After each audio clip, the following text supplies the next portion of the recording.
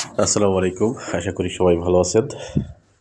এইখানেই আমি যে ভিডিওটা দেখাচ্ছি এটা হচ্ছে এইখানেই বড় একটা শেডের পরিকল্পনা ছিল এবং এই শেডের পরিকল্পনা এখনও আছে। ইনশাআল্লাহ এটা খুব শীঘ্রই এটা বাস্তবায়ন হবে। তো এইখানে দেখেন এইখানে চারিকোল দিয়ে সব কিছু করা আছে। জাস্ট উপরে টিন দিতে হবে আর কয়েকটা পিলার করতে বাকি আছে।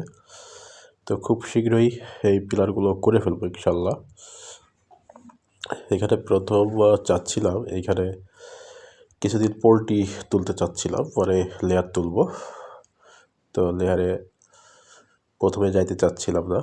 তো অভিজ্ঞ ভাইদেরকে একটু অভিজ্ঞ ভাই যারা আছেন তারা একটু পরামর্শ দিবেন এখানে কি করলে ভালো হয়।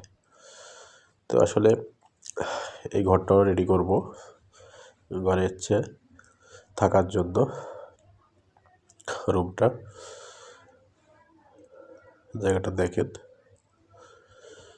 আর এই সামনের দিকে অনেকগুলো ইট আছে, ভিতরে ঢালাই দেওয়ার জন্য ইট আছে। ওই যে বারজারের পাশে পুরাটা ইট বিছানো আছে, ইটগুলো ভাঙতে হবে। ভাঙলে আশা করি হয়ে যাবে, ভিতরে যে ঢালাইটা ওটা হয়ে যাবে। আসলে এই পদ্ম করার পরে আর কোনো এক কারণে করা হয় নাই। তো এই জন্য ইনশাল্লাহ যে খুব শীঘ্রই এটা কাজ চালু হবে এবং শেষ হবে। সবাই দোয়া করবেন। আসসালামু আলাইকুম।